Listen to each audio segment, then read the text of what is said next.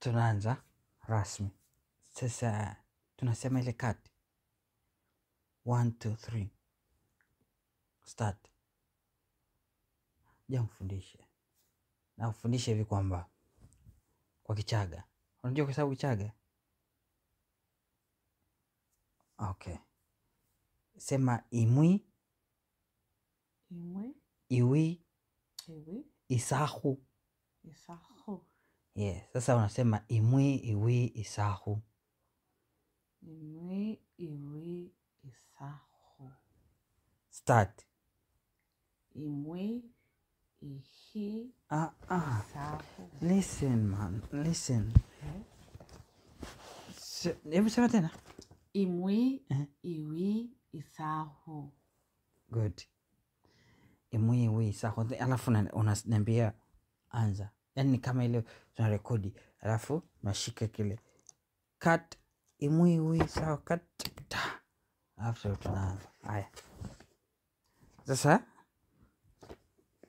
Imwi, ihi, isahu. No, not ihi. Iwi. Imwi, ihi. Iwi. Yo. Imwi, iwi, isahu. Imwi, iwi, isahu. Imwi, ihi, isahu. Not ihi. Iwi. You say ihi. Why ihi? No, iwi. Imwi, iwi, isahu. Can you remove the H? Imwi, iwi, isahu. Perfect. Again? Imwi, iwi, isahu. Sasa hiyo ni pure, yani Kichaga. Unakuwa Mchaga. Rudia tena. Imwi, iwi, isahu. Sio unaona sasa jinsi ninavyoteleza. Ukifanya mara 4 tayari unateleza. Hebu sema tena. Imwi, iwi, isahu. Hiyo ni 1, 2, 3. 1, 2, 3. Okay. Sema alafu cut. Cut. Imwi, ihi, isahu. Karibu. Hapo umeharibu. Hapo hujasema vizuri. Imwi. Imwi. Iwi. Isahu. Karibu. Asante sana. Tunakuja tena sisi ni Elwins Talk Show. Tunakuja tena kwako. Kwa kukushukuru kwa kuwa pamoja na sisi, kutufuatilia, subscribe, kuchati, kushare, kucomment na kuweka kale kakengele, alafu tukija unakuwa kwanza kupata. Sasa shukrani kwa wewe ambaye unatutumia maswali. Sasa tunataka maswali yaje mfululizo. Jitahidi jamani, msaidie mtu. Sio necessarily iwe ni swali kutoka kwako binafsi. Unaweza ukasaidia kuangalia mazingira unayoishi, ukasema swali fulani hebu niulize, ili tuweze kufanikisha kipindi hiki. Tunahitaji maswali kutoka kwenu. Kama maswali unayo, wale wenye namba yangu, wale ambao mpo kwenye Facebook, tuandikie kupitia Facebook ya Elwins Talk Show. Utapata swali lako kulisikia, na kama pia unataka kujadili chochote kuhusiana na sisi, tuandikie, alafu tutaweza pia kukutana na kuangalia namna ya kuweza kujadili pamoja. Uliopo karibu na sisi hata kwa njia ya mbali, tutafanya njia kamili ya kuweza kusaidia mtu ambaye atakuwa ni msikilizaji na atakayeweza kupata ushauri ambao tunaweza kutoa. Kwa hiyo leo tuko karibu hapa. Mimi ni Eli Swai pamoja na Winnie Swai. Sote tukiwaambia karibuni sana. Tuna maswali mawili tutapenda kuyajadili. Okay. Karibu. Asante. How was your day? Good. Okay. Umeenjoy siku? Kabisa. Umefurahia kanisani? Yeah. Hapo lisau kuambia kweli. Hii ni kweli. Sijui nikuambie kwenye hapa. Niseme nimefurahi jinsi mafundisho yalivyokuwa kweli leo. Amefundisha vizuri. Yeah. Na nilienda nikamwambia well done. Umefundisha vizuri. Yeah. Ilikuwa vizuri. Kwa hiyo ilikuwa ni siku njema leo na na kingine ambacho umefurahia leo? Tuko familia. Hujafanya kazi. Msosi ulikuwa poa pia. Give me 5. Msosi. Yeah. Kwa poa. Mchana tumekuwa na nice barbecue. Yeah. Na ilikuwa nini inaitwa? yani ilikuwa lunch nzuri, yani hiyo chakula yote imeenda vizuri. Tunashukuru Mungu kwa hilo. Sijaringishia, nimeappreciate. Sasa kuna kuringishia na kuna kuappreciate. Nimeappreciate juhudi zako. Right. Asante. Okay, sasa swali linakuja, unasoma au nisome? Soma. Nasoma. Haya. Afu jibu. Itakuwa unanitegea, itakuwa sio poa, nitakuwa nimeongea sana na maneno nilionayo yanahesabika. Okay, kwa hiyo nina swali linakuja kama ifuatavyo. Ni kipi kigumu zaidi, kuwa mke mzuri au kuwa mzazi bora? Kuwa mume mzuri au kuwa mzazi bora, na kwa nini? Ameanza na salamu, ametusalimu, tunashukuru kwa salamu, ndio akaja na swali.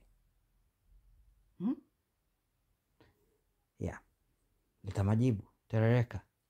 Ni kipi kizuri zaidi, kuwa mke mzuri au kuwa mzazi bora, na kwa nini? Vyote vina umuhimu.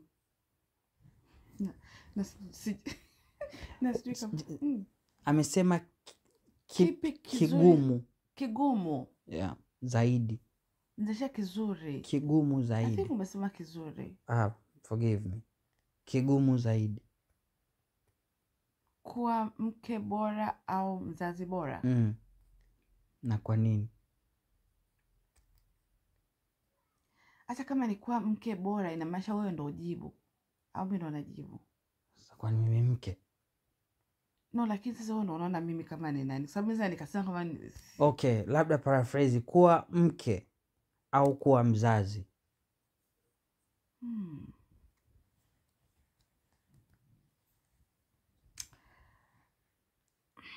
Kipi kizuri? Vyote ni vizuri.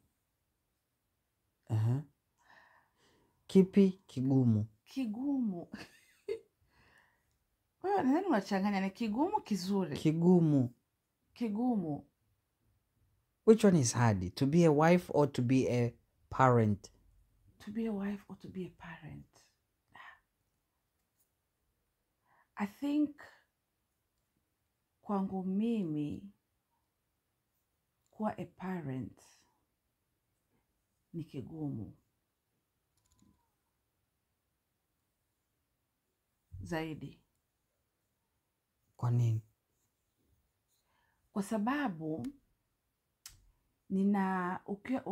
kumlelea mtoto ambaye yani fometema una conceive mtoto, yani it's a constant training, it's a constant continuous training kwa vitu ambavyo na mimi pia mwenyewe vingine sivijui. I think that's the challenge. Na pia there's no end. In a sense kwamba kuna end. Mtoto atakuwa mtoto tu na mama na mzazi utaendelea kuwa mzazi tu. I think for me that the continuous training ya kumwambia hiki, sema hiki, kumshauri hiki, au kutegemea au hata kuwategemea kuna wazazi wengine ambao wanategemea watoto. It's a continuous thing ambao naona kwamba ni challenging. Kwenye mke, kuwa mke sio kitu kigumu. Sio kitu kigumu. I know kuna watu wana struggle kweli na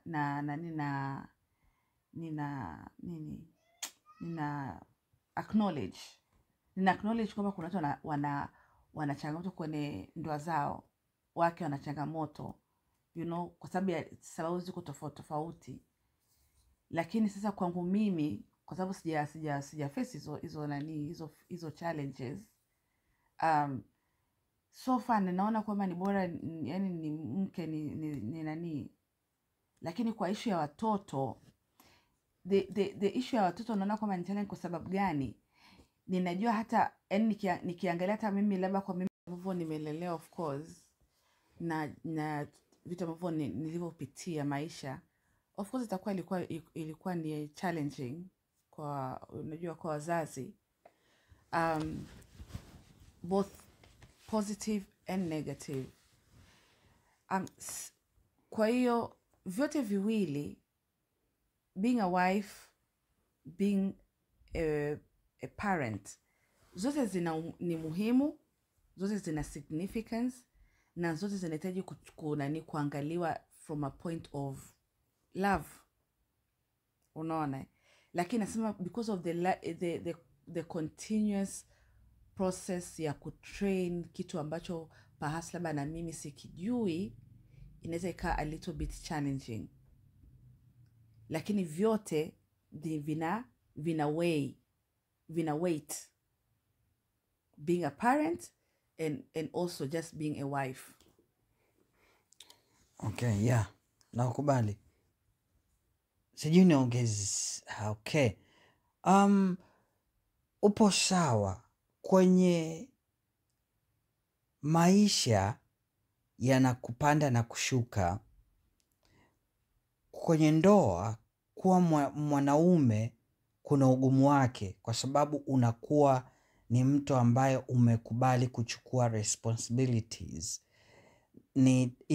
Ina level tofauti na mwanamke, kwa sababu responsibilities za mwanaume zinakuwa ni kuhakikisha nyumba imekaa sawa kama baba.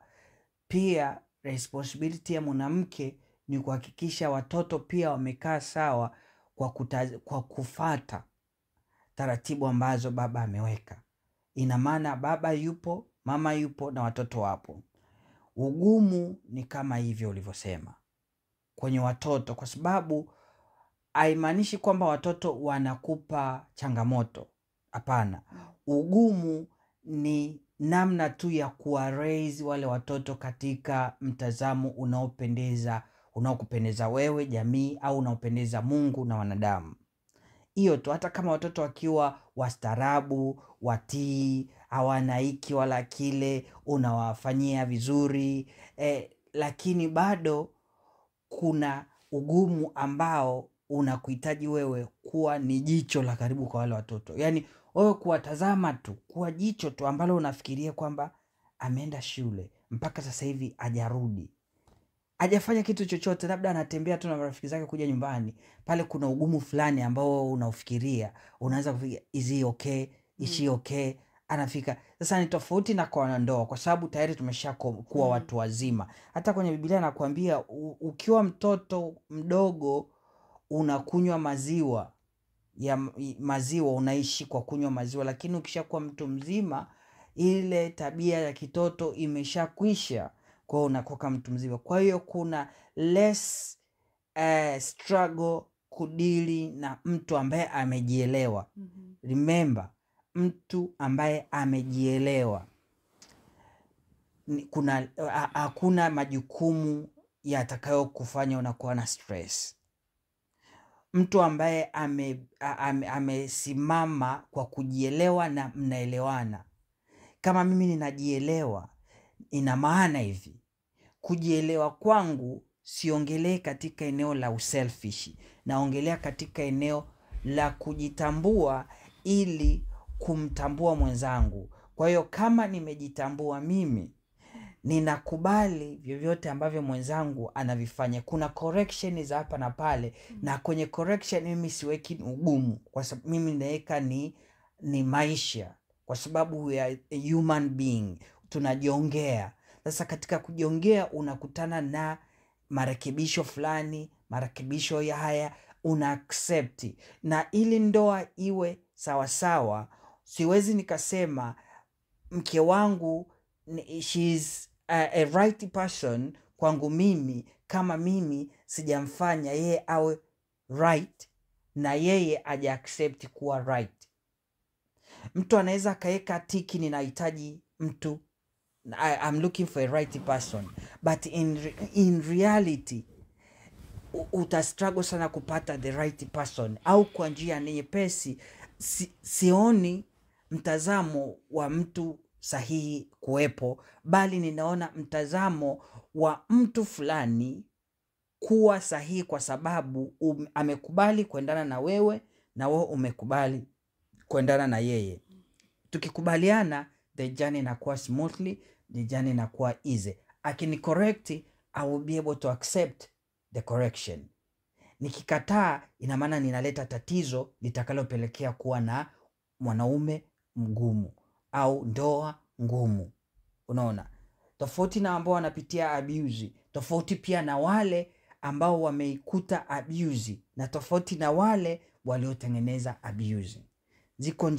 Ziko maeneo mengi ambayo yanapelekea ndoa kuwa ni ngumu au mke kuwa ni ngumu. Ndio maana unakuta mwanamke anakuwa anaona kuna ugumu kuwa mwanamke, anaamua kuseparate na kuendelea kuwa na watoto na kung'ang'ania watoto, alafu kuondoka kwenye ugumu. Kuna hiyo pia.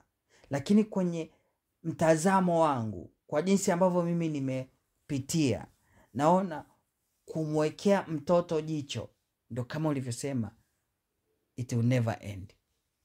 Hata akiwa na ndevu kama mimi, still nitamwambia wewe, nisikilize mimi baba. Akifanya choices, baada hizo choices nitamwambia nilikuambia, lakini choices unaona sasa utapambana na hali yako, nitakusaidia katika ABC, lakini ulichokifanya sasa hiyo ni hali yako, kwa sababu kusikiliza. Kwa hiyo bado uzazi unaendelea, bado parental care itaendelea for the rest of our lives. Kwa wale ambao wana watoto pia. Sio? Na ni kwamba ni darasa ambalo haujajifunza beforehand. Ni kama vile ndoa tu. Ni kama ndoa. Hatujajifunza beforehand. Yeah. Like sasa tunaingia trusting kwamba we'll be able to do it. Of course kuna marriage, kuna classes like parental classes za vitu tofauti, how to raise a teenager, how to, and the resources zipo out there, lakini still unapewa certificate yani before, yani unahalalishwa before hata hujachukua, hujapokea kile, unapewa tuzo before hujawin do the competition. Unaona? Yeah. Kwa unaenda, it's just by faith, unaona? Yeah. Na neno kama linavyotuambia pia, sijui nitamgani kila sema, train a child in the way that they should go and they will not depart from it. Inamaanisha kwamba ni haina limit. Train, continue to train. Yeah. Train. Yeah. At the same time, kwenye marriage anatuambia hivi, love your wife. Unaona? Yani now it's a continuous thing. Kwa yani you just have to, kila moja hapo ina nafasi yake. Yeah. Ina umuhimu wake, ina significance yake, ina importance yake, na pia it's just to seek the Lord kwa ajili ya kutufundisha daily, really. Kabisa. Na tusitegemee kwamba eti huu ugumu ambao umeonekana hapa kwenye swali ni lazima something bad is happening. No. Ni kama nilivyosema hiyo kuweka. Kama kwa mfano ukiwa na mtoto ambaye anafanya very well, very very well, na wewe hujapitia huko, unaona, now it can be a challenge, kwa sababu sasa you have to maintain that standard ya ule mtoto. Kwa mfano labda umetoka kwenye background ya kimaskini au background ya abuse au background ya nini, alafu unakuta anatoka vizuri, they excelling in everything. Asa wewe kuweza kumaintain, kubring, kujiweka katika the same level as the kids, unaona, na yenyewe it's not easy. Yeah. Unaona, it's not easy. Kuna watu wengine ambao of course wamelelewa katika, yani wamelelewa tu katika maisha ya kawaida, lakini unfortunately watoto wao wamepata great opportunities. Lakini at the end of the day they have not been able to maintain that standard. Kwa nakuta kwa mtoto anashindwa kuendelea na ile nani, kwa sababu there's a level of expectation ambao unatakiwa kuwa nayo, and maturity as well. Yeah. So from both sides. Yeah, today anaweza akawa yuko tomorrow, kwa hiyo pia level kuiendeleza ni ngumu. Kumbuka pia nilikuwa nafikiria kuna kitu hapa ambacho ni muhimu kuelewa kwamba watoto ni baraka. Unaona, watoto ni baraka. regardless, watakupa changamoto, hawakupi changamoto, watoto ni baraka. Kwa hiyo ukishajua hivyo, hata kama tunaweza kusema watoto kuna ugumu wake, lakini ni baraka. Yani vyote wapani, hata ukiona kwamba sasa hivi ana struggle, sasa hivi yuko kwenye hii, yupo kwenye situation fulani aeleweki, yuko hivi, ukijitahidi mzazi kuomba Mungu rehema, akakupa namna fulani ya kukaa sehemu fulani, yule mtoto anaweza akabadilika upside down, everything vikanyoka, yani vikawa vizuri. Kwa sababu laana inapotokea, uharibifu unavyotokea kwa mtoto, kuna adui nyuma yake, lakini Mungu anayetoa rehema anaweza akabadilisha hivyo na watu na mtoto akawa vizuri. Unaona, hata hivyo pia kwa wale ambao pia wako kwenye level ambayo inawezekana ikawa ni level nzuri imenyoka, wanasema hivi kwa Kiswahili, kitu ambacho kweli ninajifunzaga hata ninavyoona mtoto wa mtu sehemu anafanya kitu cha ajabu sehemu, kuna usemi unaniingiaga, unasema usitukane mamba kabla hujavuka mto. Ukimwona mamba kwenye mto, uwezi ukamtukana au ukamshtua au ukafanya nini kabla huja cross that river. So it's better to cross the river before hujapambana na mamba huko. Na hapo mwingine akasema usitukane mkunga uzazi ungalipo. Unaona, nafikiri kitu kama hicho. Kwa hiyo uwezi wewe mjamzito ukaenda unamtukana na yule anayekuzalisha. Yes, unaenda unagombana naye wakati unategemea after few minutes unaenda kwenye kitanda, yeye ndo anakuja kukuhudumia. Doesn't work like that. Ndio maana unavyofika pale, kuna wengine wanakuwa hivyo, wanaambiwa vile, wanatukana, lakini ananyenyekea tu ili mzigo umtoke arudi nyumbani. Ndio maana usitukane mkunga kabla hujazaa. Naona. So na mimi hivyo siwezi nikamjaji mtoto wa mtu au nikamuona mtoto wa mtu vivi wakati na mimi na watoto wanao kuwa. Unaona, ni neno lisije likaturn to my side. Either way ni kumsaidia yule mtoto kama kuna nafasi ya kumsaidia, na pia kuangalia namna ya kumsaidia yule mtoto. Naona na tukubali kusaidiana sisi kwa sisi pia, itapendeza. Ila it's a blessing kuwa na mtoto. Na wewe ambao hujawa na mtoto, ni very muhimu sana nikisemelea hivi, wewe ambaye hujawa na mtoto, please, ni vema ujue kwamba kama hujapitia changamoto, umejaribu hivi, umekuta uko sawa, wait on the Lord. Kwa sababu Biblia from the Genesis to Revelation, wote waliokuwa hawajapata mtoto, walipokuja kupata mtoto, hata huyu mmoja, yule mtoto aliturn the world, aliturn dunia. Habari yake iliandikwa kwa ukuu na maarifa ya kimbingu sana. Kwa hiyo ambaye umechelewa, umeona kuna delays, umeona sijui nini, don't give up. Endelea kumsubiri Mungu. Endelea kunyenyekea kwenye mkono wa Mungu. Umeenda hospitali wanakuambia hamna kitu au kuna kitu, kuna katatizo, endelea kusubiri mkono wa Mungu. Wapo waliopitia hivyo hata kwenye Biblia, na watoto wao wakaja kuwa mashujaa wanaoongelewa kwenye Biblia na wanasomwa, ni mashujaa. Hakuna mwanamke aliyekuwa barren kwenye Biblia ambaye mtoto ajawa shujaa kwenye Biblia. Kwa hiyo this is my message to encourage you, do not give up. In the Bible, kwenye Biblia hakuna sehemu inayosema there is time to give up. Do not give up. Okay, nashukuru sana. Tunaendelea. Lingine anasema hivi, salamu kwenu Eliwins Talk Show. Eliwins, dada Winnie. Hey, salamu dada. Okay, itikia salamu zako hizo.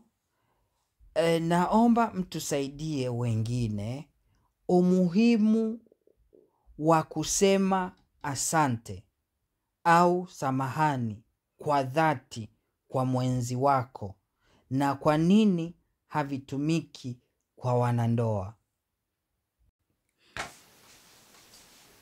Aha. Mara mwisho kusema asante ni lini? Leo. Nilifanya nini ukasema asante? You can't remember. Umesema asante Leo, sasa asante leo. Haiko kwenye akili tu. Unajua sometimes vinakuwa kwenye akili afu avidani. havitoki. Inawezekana, yeah. Nimebadilika tu hapo. Lakini nimesema asante nyingi sana leo. Kwa namna fulani. Bila maneno. Bila kutamka, perhaps, yeah. Na samahani? Samahani. Leo nimesema samahani. I can't recall. Umesema samahani. Na kwa nini iwe ni leo? Kwani leo tumekoseana nini? Kwa leo tusikosea. Kwa hiyo unasema samahani ya bila makosa, bila mimi sisemagi samahani kama umenikosea. My sorry is all that I understand. What do you mean? Like inatokaga me too, I'm sorry. Ndio, I'm sorry, I mean I'm sorry. Mimi nasema more frequently nasema sorry than you. Just accept it. Just admit it. Utakuwa unasemelea kichwani. Hapana. Yaani baba, hata tukilala nikakuhit usiku, yaani labda nikageuka ama yaani it just comes sorry.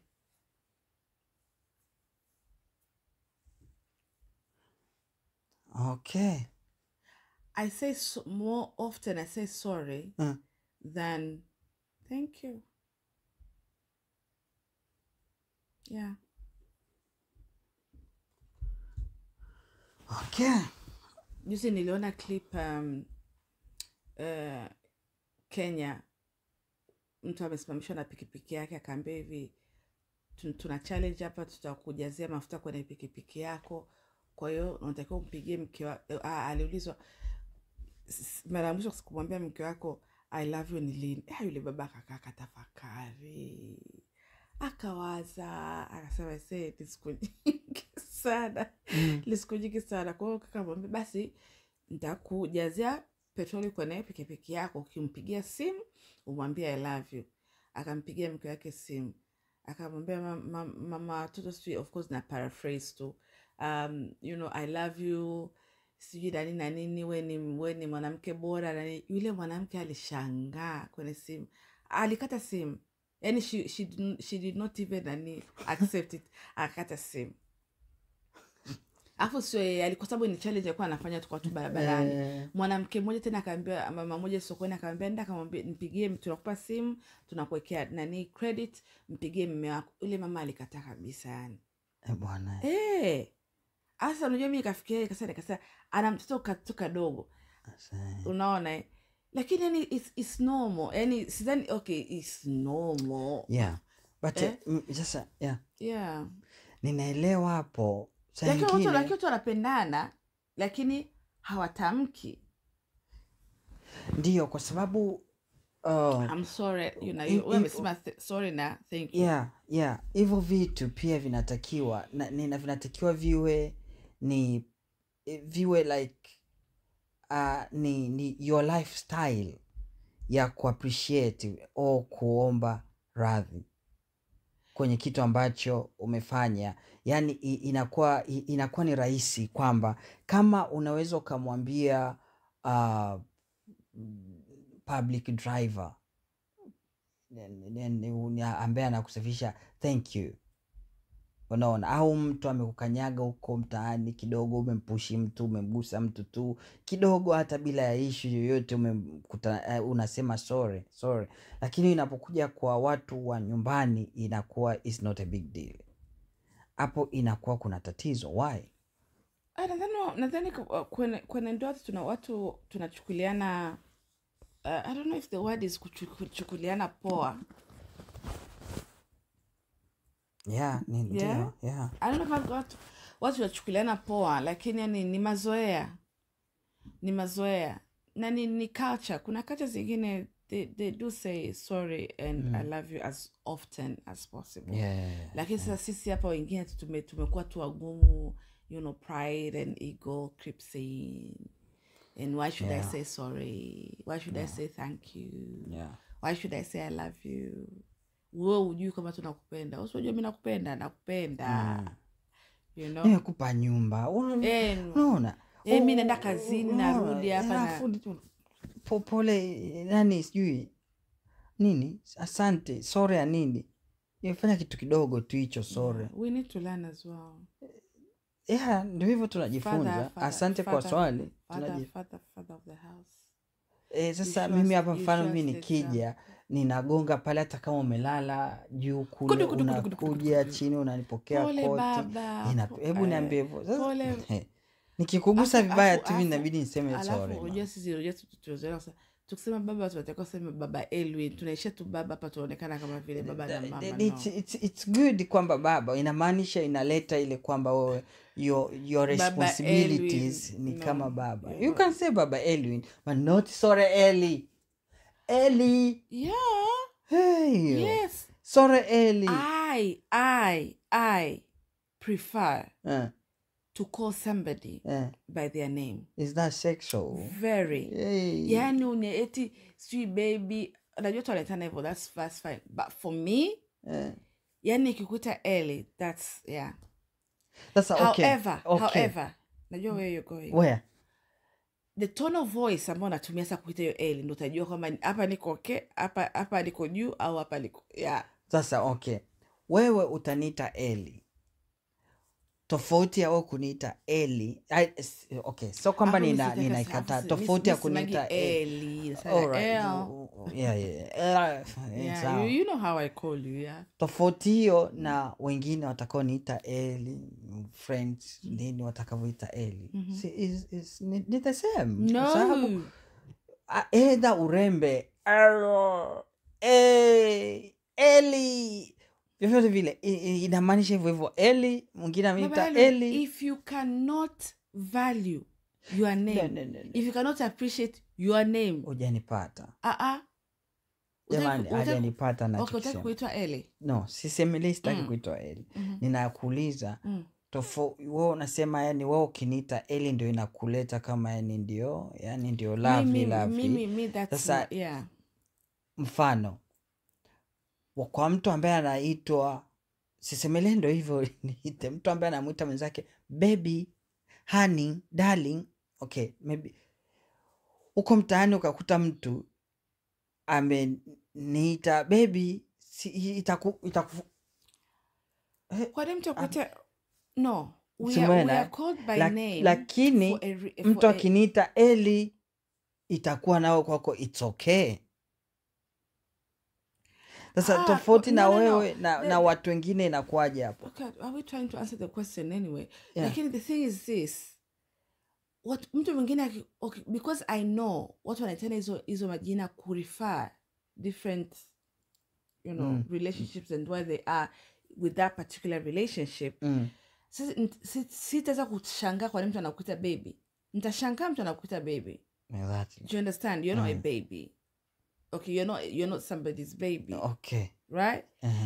In a relationship. Their names that people call each other in a relationship. Pumpkin, sweetheart, boo-boo. My boo-boo, my love. Nini. To me now, those words is L. Okay. Unaona? Yeah, kwa hiyo it is okay.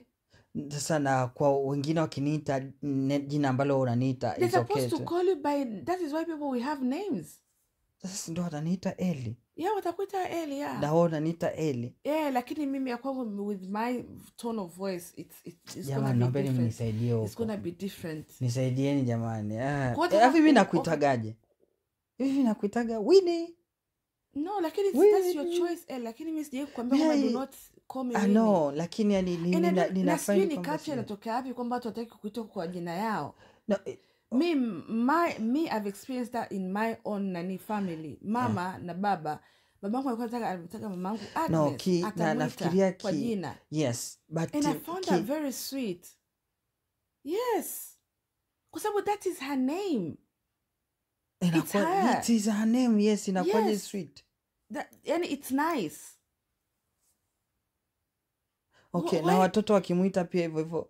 Yes, it is okay. No mama, hebu jamani teremkeni msaidie. Okay, that is what I'm saying, and I don't understand kwa nini inaonekana kwamba ni kitu ambacho kiko nani. Of course mtoto mami, yani kunipa ile nafasi ya opportunity ya mimi kuwa katika my position kusema mom, it's lakini pia I don't find it offensive. No, it's not about offensive. It's about kind of but is it your name? I don't know. Is it respect? I don't know. What respect? I'm just putting it out. Yeah, respect is when people refer you to your name. And actually, sasa hivi watu unataka kumuuliza mtu, how do you want me to refer you? Daniel, Danny, whatever. Mimi naongelea in terms of relationship. Yes. Uko nje. Sasa wewe unaniuliza how do you want to refer me? No. Nasema ni kwamba yani kuna watu wengine they just don't Danny. Hata mimi sio kwamba ninaongelea kwamba it's a big deal. Mimi I don't feel like whatever utakavoniita mimi is not an issue kwangu. Lakini nilikuwa naangalia kwani tume-embrace your culture ya ni culture nzuri, sio mbaya. Ya kuitana baby and sio mbaya. Sionyeshi kwamba ni mbaya na pia mimi mfano baba yangu kumuita mama yangu kwa jina lake sijawahi kusikia. That is her name. Lakini sijawahi kusikia anamuita mke wangu. Tumekulia kuonyesha kwamba ni mtoto mama anamuita mama watoto anamuita mama Christina kwa jina lake. Lakini kumuita jina lake straight sijawahi kusikia. Either to my mom. I say sijawahi kusikia. Mimi nimekuja kujua jina la mama yangu honestly ukubwani. No, mimi I'm the ones who are advocating for people to refer people by their names. Okay. It's a privilege. Unless kama upendi jina lako. Lakini baba jina lako it's dear to you. It's your identity. So listen, mimi I don't people outside. Fine. Naongelea people inside within the relationship. Inside the relationship, I tell pumpkin, sugar cane, whatever. Me, that's fine. But for me, I will refer you by your name. Okay. I like or you don't like. I don't know. Maybe you want to be called baby. See, Mahabuba. Mimi actually any kukuta baby. Me, I think maybe although I don't even know what the meaning of it, like Mahabuba. So una find out. Uwezi ukaniita jina ambalo hujaweza ukafind out. Kwa hiyo what my point ni kwamba you can call me whatever suits you. Unaniita but Eli basi malizia kama mimi nilivyomaliziaga jina lako. Unaweka kama vikorombozo mbele. Yani my point ni kwamba unakuwa na slight different from other people wakiniita nikisikia you will know that I will know your voice. As God, Jesus said that my sheep knows my voice. You will know my voice. Ukiniita yoyote hata ukisema wewe, I will know your voice. Nitatani. Kwa sababu najua.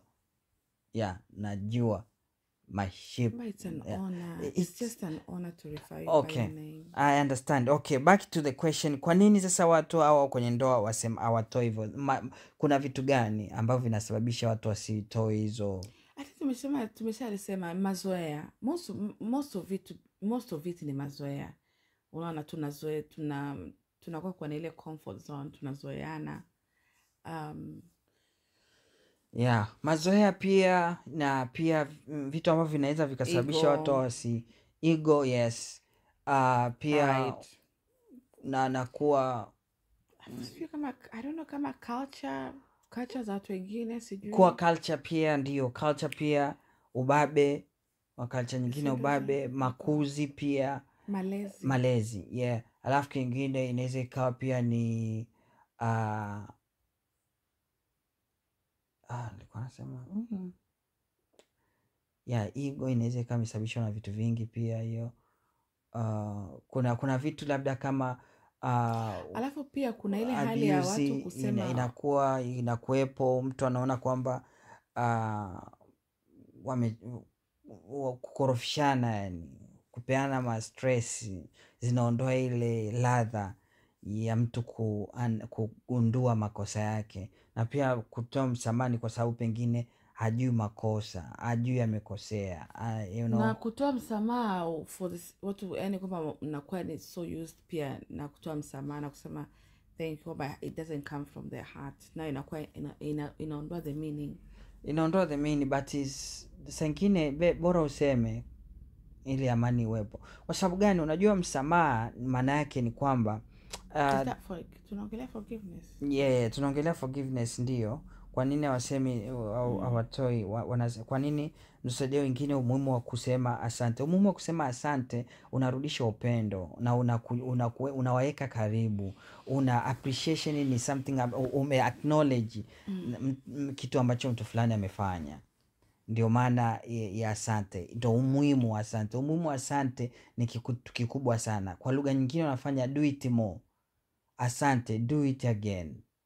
Unaona ndio maana ya asante, kwa sababu usiposema asante na maana pengine haujafurahia kilichofanyika, haujafurahia labda zawadi, haujafurahia labda hiki. Kwa hiyo vile hata kama yule mtu hayupo kwenye ile love language, word of confirmation hayupo huko, wewe just bring it, you just give it, labda inasaidia kumfanyia mtu, yani ni isiwe tu ni asante, kuna vitu vingi vya kuwaleta nyie karibu kiupendo. Unaona msamaha pia, msamaha, the meaning ya msamaha ni kwamba msamaha au mfanyi sengine, msamaha unaweza kukufanya kweli umekosea, lakini msamaha, a really true meaning ya msamaha ni ku bring peace.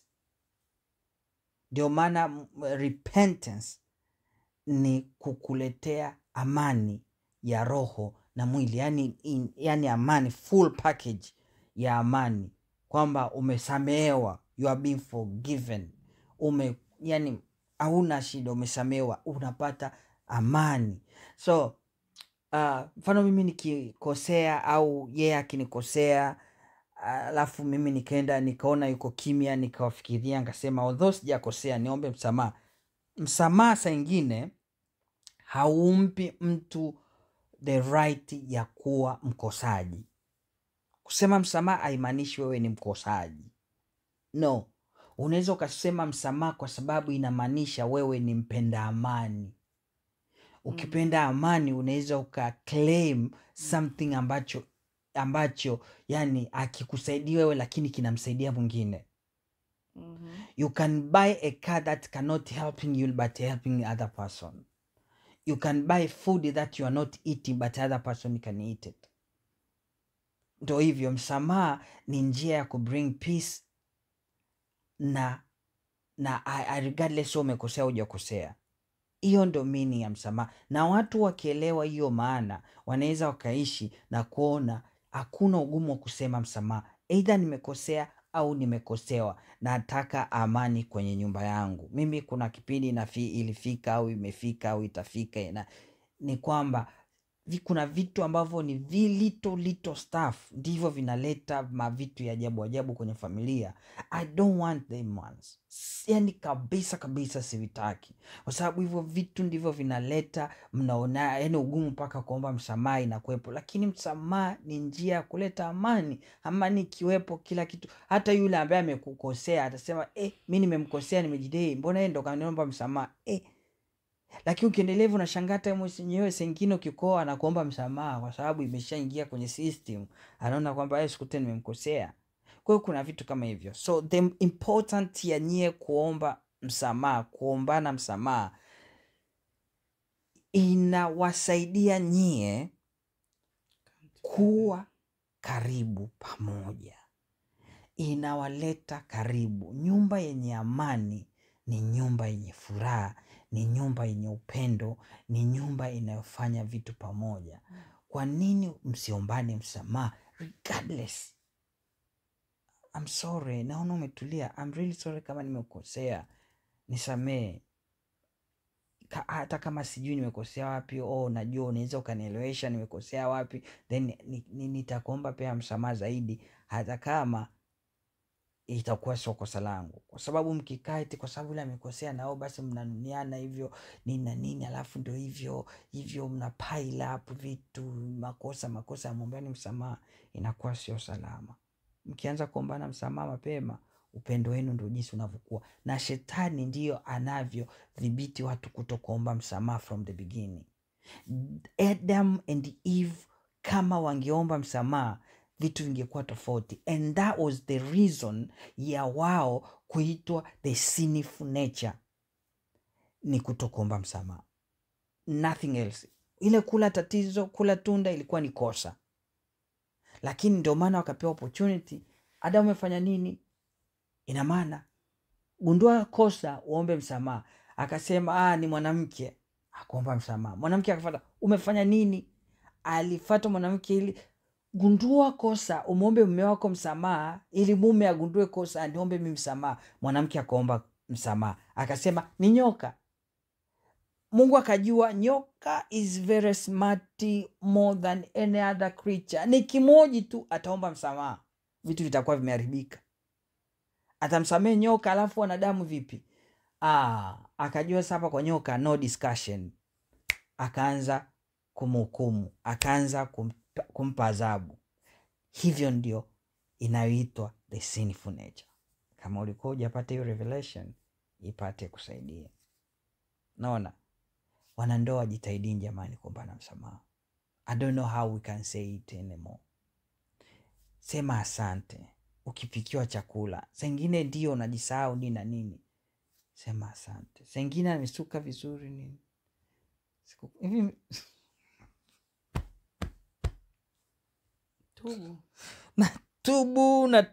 tubu. Alienda kusuka, alikuja nikaona nywele, alafu kitu kikani bana, nikapata lijamu, nikashindwa kusema baby umependeza.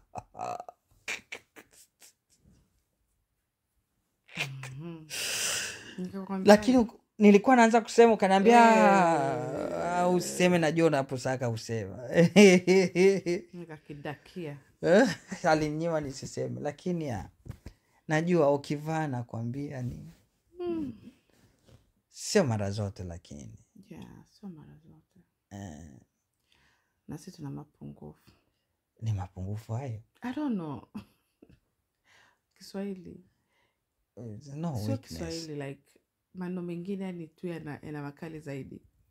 Yeah, the weakness. Kama amsemi ile hata mara moja, it's okay mara moja. It's not like msemiliani mpaka mchokane. Kuna saa bwana, hata ampeani zawadi all the time, mtakuwa sasa kawaida. Leo ukienda alafu hujarudi na zawadi, anaanza kusema leo hajaniletea zawadi, kulikoni?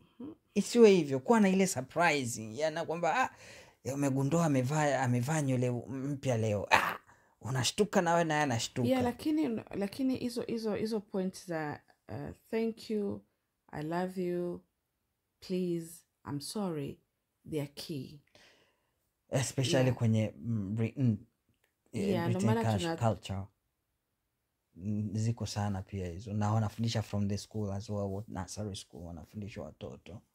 Yeah, ni vitu ambavyo it goes a long way, unaona. Na watu tunatrain watoto kuanzia wadogo, ili wakue hivyo. So I think it's ni culture ambayo ni nzuri ya kuadapt. Get it, embrace it, use it. Itakusaidia jamani.